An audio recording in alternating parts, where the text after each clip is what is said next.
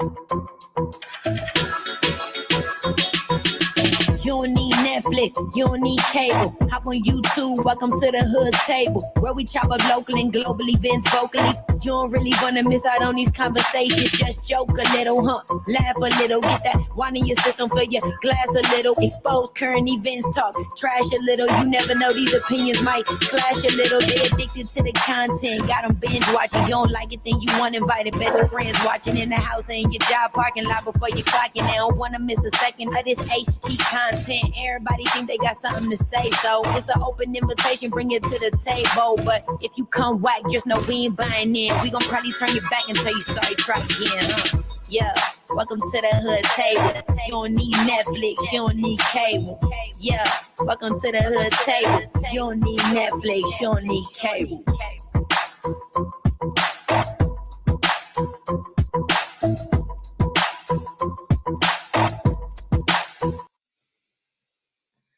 Hey everybody, what's going on? What's going on?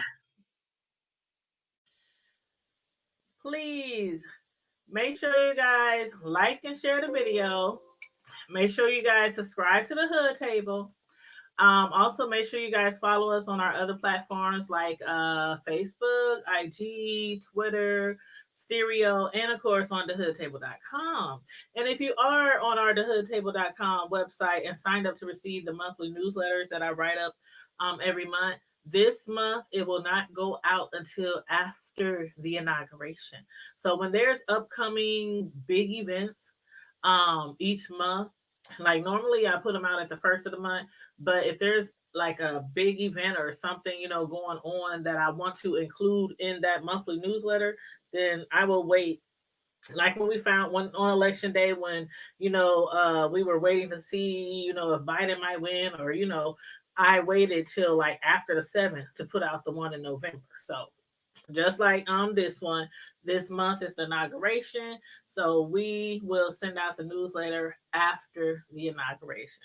So on that note, like, share, and subscribe, and let's get right into our review for today, which is the Have and the Have Nots. We are now on season 8, episode 7, and it was titled A Working Girl. So as usual, make sure if you have anything to say about the show, the characters, or the storylines, feel free to put it in the comment section and I'll get to your comments. But last week, now, Uncle Vinny, man, I love me some Uncle Vinny. Me and Uncle Vinny, we kind of have a love-hate relationship. Kind of like that, with Veronica, kind of have a love and hate relationship. Uncle Vinny, he be on one sometimes. Like, for instance, he had already got paid, before $50,000 to basically leave Wyatt alone. This episode, Uncle Vinny, he went to the hospital to pay Wyatt another unfriendly visit. Now, again, he had previously charged Jim Cryer $50,000 to spare his son's life. But Jim actually paid a $75,000 bounty because that's how much Mitch has said, his Uncle Vinny required. Neither Jim nor Vinny had any idea that Mitch had skimmed $25,000 off the top. Now, that extra $25,000, if you remember, was to help out Mitch's best friend, Benny. But now Vinny wants $1 million to not kill Wyatt. And of course, Jim ain't got that kind of money. He can't get his hands on that kind of money.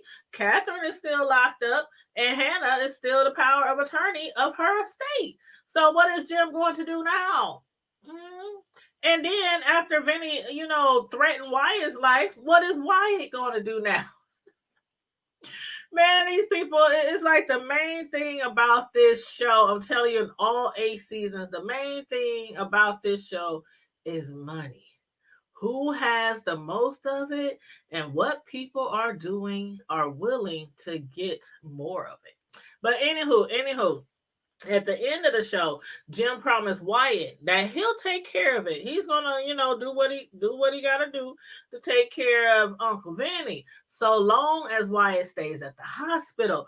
But from the look of things, do you think Wyatt's gonna stay put? I don't think so. And what about Mitch? What do you think is going to happen once Uncle Vinny finds out what Mitch, his nephew, did? Now, Jim, he believes that because of Mitch, scheming, skimming, lying, to his family, that Vinny's going to cut him off. He's going to cut his own nephew Mitch off from the family. Do y'all think that it might happen? Do y'all think that that might happen? If that is the case, though, if this does in fact happen, then you know what that means. Neither Hannah, Benny, nor Candace will be under the protection of Malone. And the thing about that is, Benny or Candace, they know of this protection. Hannah, she's just like, she's always willing to do anything to protect her kids, whether it's Benny, whether it's Candace, who sometimes, well, a lot of the time, does not deserve her mother's protection or love. But that is still her daughter. So Hannah, she be coming through in the clutch, with both of her kids from time to time. But as far as Hannah and David, now last week I told y'all that if she falls for that David Harrington, I will stop watching this show for good, even though this is the last season. But I did tell y'all that.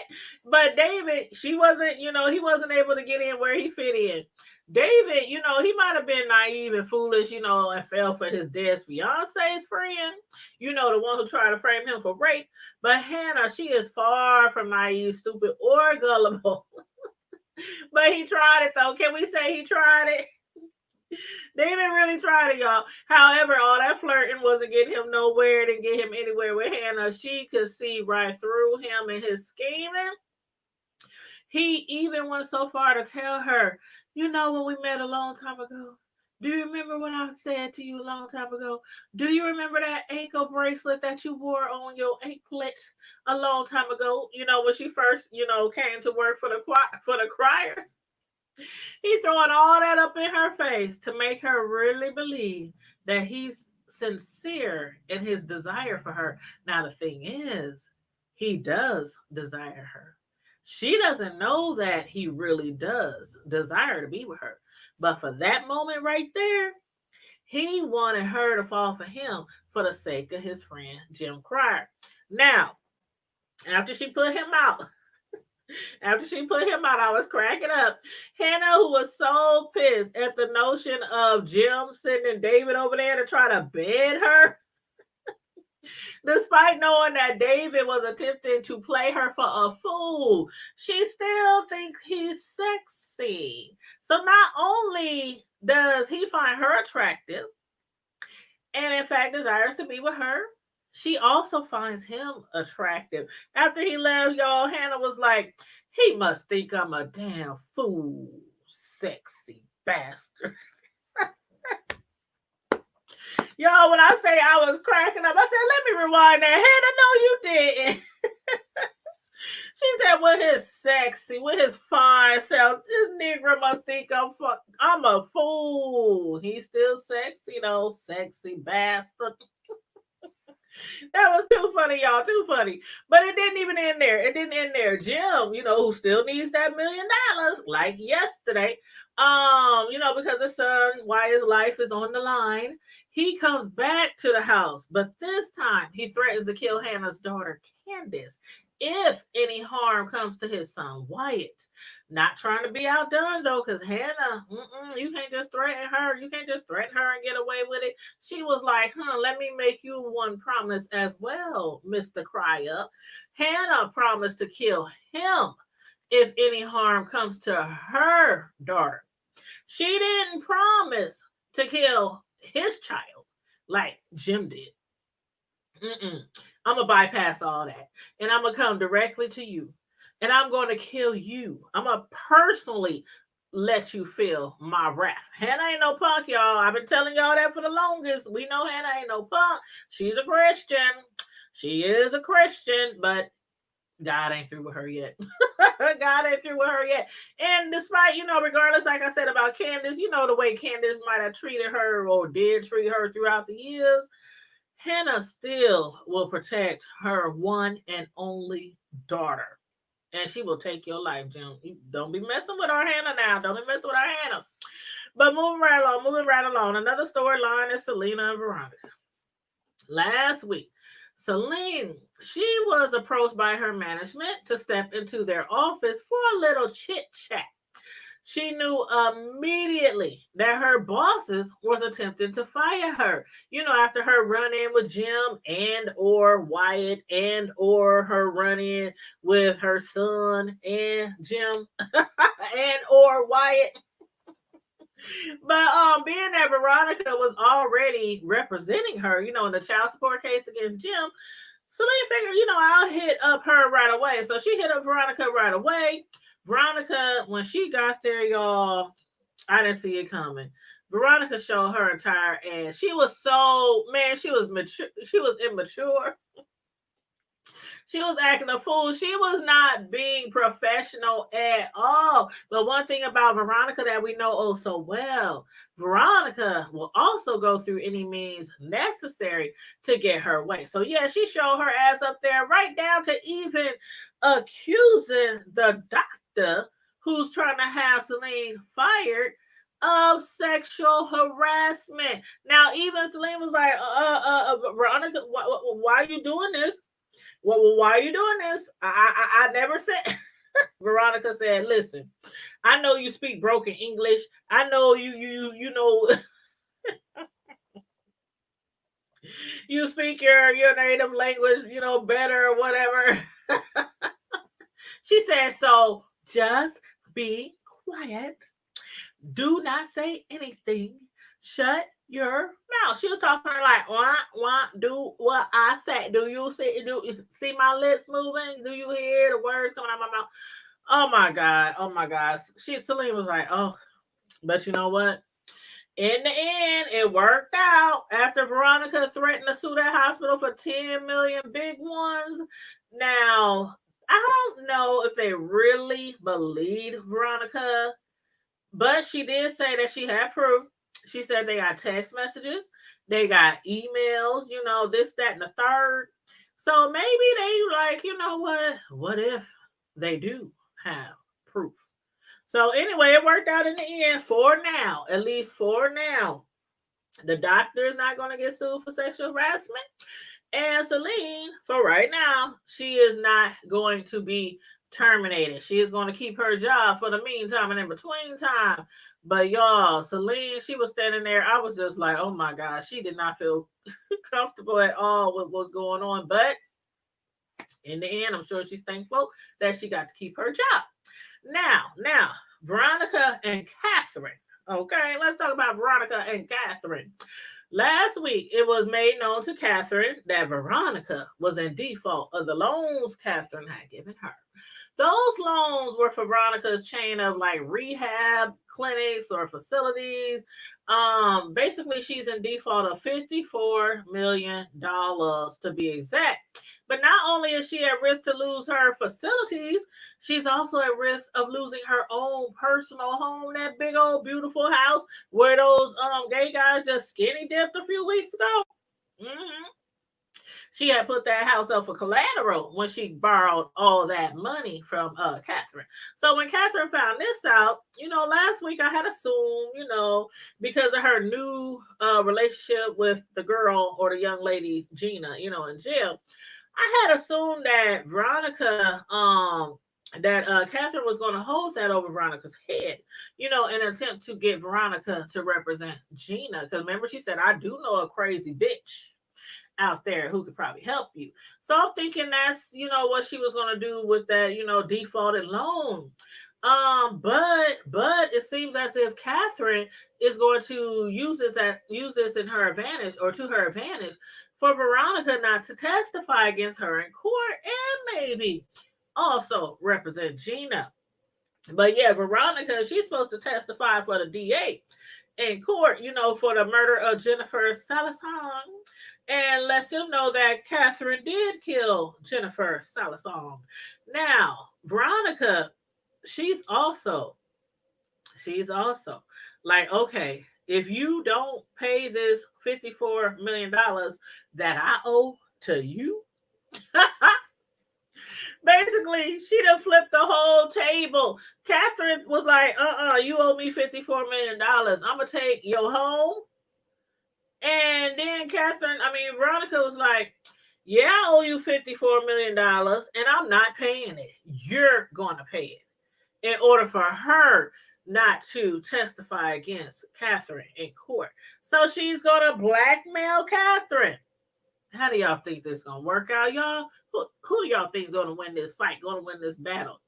And Catherine, might I ask, how much is your freedom worth? Is your freedom worth, let's say, $54 million? I'll wait. But anywho, y'all, let's discuss Candace, Hannah, President-elect Charles. Okay. That reporter who had visited Hannah, a couple of weeks ago, came back. The reporter returned, to interview Hannah about her relationship with her own daughter, Candace. Now, Candace done lied to these folks, blaming Hannah, for the reason why she was in the streets, why she was involved in a lot of things that she was involved with. She got them believing that Hannah had abandoned her, tossed her away, threw her out, when she was 14 years old, when in fact, Hannah tried everything she could to get Candace to turn her life around. Instead, Candace was pimped out at the age of 14. And then she herself became a pimp and was pimping out women and men, beating them, all kind of stuff, okay? Not only was Candace a pimp, but she was also a thief. She was also a thief and the reason why her own son was murdered. So Candace done a lot of stuff, in her days. Candace did though. She promised that she'll make it right with the reporters, to get them off her mama's back, but not before getting a visit from Charles, the president-elect. I was like, what the hell is going on? We had saw Oliver on the phone with Landon. Oliver was losing his shit, y'all. He was like, the president, he's not answering his door. He's not coming to the door. I don't know what's going on. He's not going to no meetings. He didn't get up. He told me he was be up in the morning, bright and early. And Landon is like, leave the man alone. He canceled all his appointments. Landon knew what was going on. Candace gonna call him up. Landon, can you meet me? Landon was right below her, a floor below her in the hotel. He's still stalking her, trying to get her to, have a discussion with the president-elect Charles. So he said, I'm one floor below you. As soon as Benny walked out the door, here comes the president-elect Charles walking through the door. Y'all, Candace, the expression on her face when Charles walked through that hotel door, she stood up like, what the hell? What the hell is going on? Y'all let me know what y'all think is going to happen in the next episode between Candace and the president-elect Charles. Y'all let me know what y'all think is going to happen with Candace and with Catherine and Veronica. Which one you think gonna win? In the previews, they have showed Jim still making threats, against to Hannah. They also have showed Jeffrey and Madison. They had showed them together, and it was like, I don't know where it was, but it was a fire, and Jeffrey was jumping up from the fire. They also showed Justin. He had a gun on Madison, I believe it was on Madison. So I'm like, oh my God, what the hell is about to happen on next episode, y'all? I'm here for it. I'm ready for it. The new episode comes on Tuesday. After the episode comes on, we'll review the episode like the next day. So again, y'all make sure you guys let me know what y'all thought about this episode, what y'all think are going to happen next show. And also don't forget to like and share the video and follow us on Facebook, IG, Twitter, Stereo, and also thehoodtable.com. And in the meantime, in between time, as always, stay safe, be blessed, remain vigilant, and keep it hood. Bye.